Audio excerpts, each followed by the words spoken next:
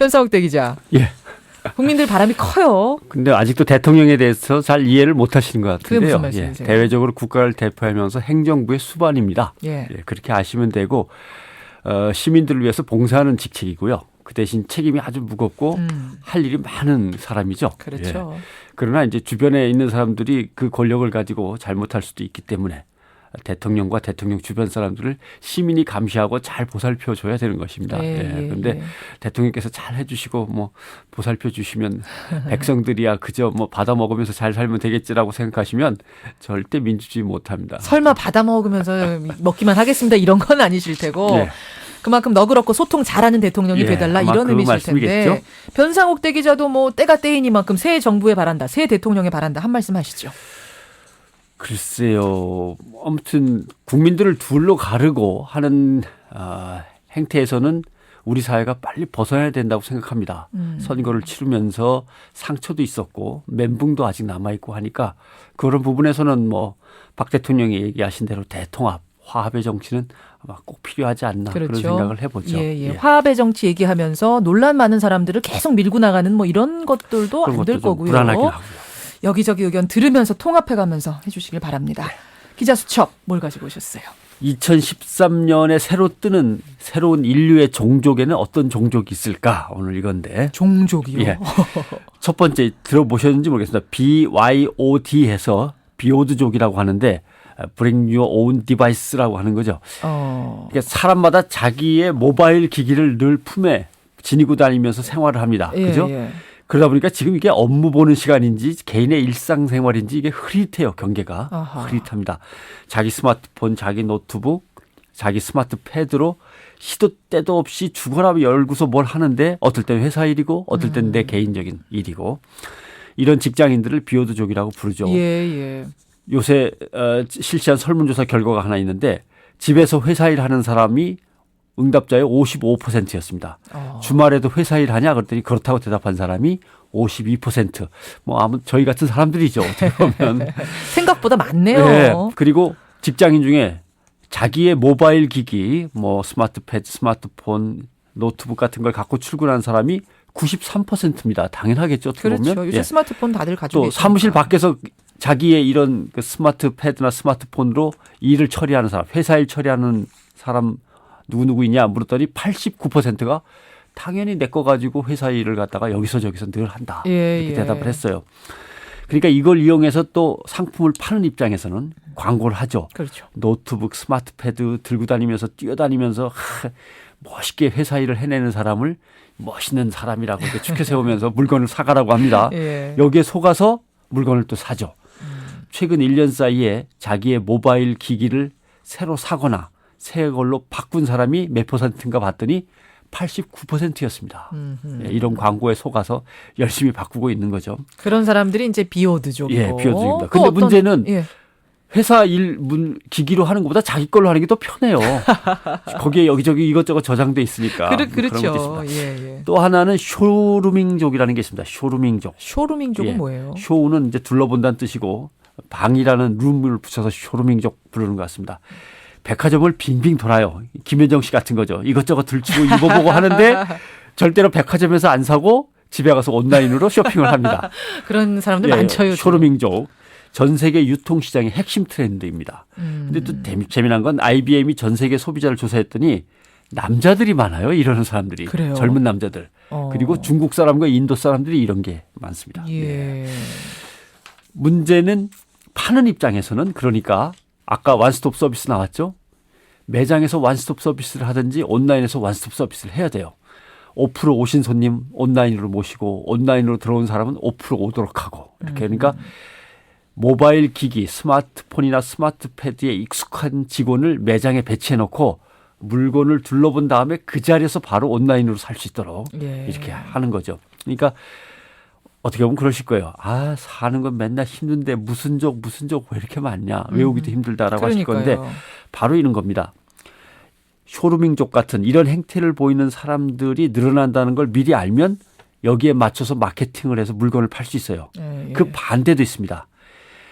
이런 쇼루밍족이 존재한다고 박박 우기는 거예요. 뭐 보보스족이 또는 웰빙족이 존재한다고 박박 우긴 다음에 그런 사람들은 이런 걸 갖춰야 한다고 팍팍 우기면서 그런 물건들을 사람들한테 강매하는 거죠. 그러면은 마케팅을 우리가 당하고 있다는 느낌이 그렇죠. 좀 드네요. 무슨 족은 이런 시계를 차고 이런 옷을 입고 이런 정도의 자동차는 타야 이런 족이 된다든가 이런 스마트 기계를 갖춰야 뭐 이런 족이 된다든가 이러면서 계속 마케팅을 하는 거죠. 자, 늦기 전에 빨리 올라타세요. 이런 그렇죠. 느낌이에요. 이제 이런 마케팅은 상품 소비만 있는 게 아니고 정치 사회로도 있습니다. 어허. 예를 들면 우리는 민족 진보족이야. 쟤네는 우국 보수족이야. 뭐 이런 거 있지 않습니까? 그러네요. 이렇게 족속을 나눈 다음에 정치적인 이념과 정파를 강매하는 거죠. 당신이 민족 진보족이면 이 이슈에 대해서는 이렇게 생각해야 돼. 아니면 이런 걸 예를 들면 협찬을 해야 돼. 이런 걸 후원금을 내야 돼라든가 이런 것도 우국 있을 보수족이면 반드시 이 사람을 지지해야 돼. 그렇죠. 뭐 이런 예. 거. 지역도 팝니다. 너는 서쪽 파고 나는 뭐 동쪽 파. 우리는 그러니까 뭉쳐야 돼. 이런 거죠. 예. 영남당, 호남당을 만들어 팔았습니다. 그래서 손쉽게 국회의원들하고 자기는 잘 지냈고 그러나 열심히 싸우고 돈 낸 사람들 또 따로 있고 이렇게 되는 거죠. 그러네요. 네. 언론도 여기에 휩쓸려서 자기 쪽에 유리한 편에 들러붙어 갖고 저쪽 신문방송, 이쪽 신문방송이 되고 국민들도 저쪽 언론, 이쪽 언론을 나눠서 소비를 합니다. 그러네요. 누구든지 뭐 자유롭게 자기의 정치적 신념과 이런 것들을 표현도 할 수 있지만 정치 마케팅에 빠져들어서 자기의 정치성을 잃는 거는 이제 상당히 좀 조심스럽죠. 자신의 정체성을 잃는다. 그거는 좀 뭐 철학적인 의미지만 어떤 걸까요? 민주 시민으로서의 정체성이라는 게 있거든요. 이제 예를 들면 쉽게 얘기하겠습니다. 예. 솔직히 얘기해 보죠. 자기가 지지하는 후보가 아닌 다른 후보가 대통령이 되었어요. 그러면 박수를 치고 축하하기에는 아직 마음이 좀 찜찜하고 내키지 않을 수도 있습니다. 뭐 그럴 수 있죠. 예, 있어요. 국정 운영이 걱정도 됩니다. 예. 내가 생각하는 거하고는 전혀 다른 쪽으로 가면 어떡하지. 그러나 대통령 노릇 엉망으로 해갖고 우리 편이 옳았음을 확인시켜줬으면 좋겠는데 이거는 좀 다르지 않습니까? 설마 그래, 그렇게까지 생각하는 분이 나라가 있을까요? 엉망이 돼서 얼마나 잘못된 선택을 저쪽 편이 했는지 한번 두고 보자. 이렇게 바라기는 좀 그렇습니다. 예. 그건 민주시민은 아는 거죠. 아니죠. 예. 국정 운영을 잘할 수 있도록 비판할 거 있으면 비판하고 지지할 거 있으면 지지하고 뭐 이렇게 끌고 나가야 되는 거죠. 예. 반대로 우리 부족이 정권을 쥐었으니까 그동안 사사건건 반대했던 인간들 저쪽 편 확 쓸어버려야 돼. 이렇게 생각하는 것도 민주시민의 정체성을 잃어버리는 겁니다. 물론이죠. 예. 정치 마케팅에 휩쓸린 거죠. 이런 것이 바로 이제 민주시민의 정체성의 혼란과 유실이라고 하는 거죠. 예. 사회적인 상황과 경제적 여건이 불안하면 이런 정체성의 혼란이 더 커집니다. 그럼 이 민주시민으로서의 정체성을 잃어버리는 사람들, 흔들리는 사람들이 많아지면 그 사회는 어떻게 됩니까? 일단 자꾸 정치적인 영웅을 찾아서 기대려고 하죠. 예, 그런 현상이 짙어집니다. 저 양반이 경제를 살려줄 거야. 아니면은 진 쪽에서는 다음 선거에는 누굴 내보내서 정권을 되찾아오지? 자꾸 다른 영웅을 찾게 되는 거죠. 예, 자기가 해야 됩니다.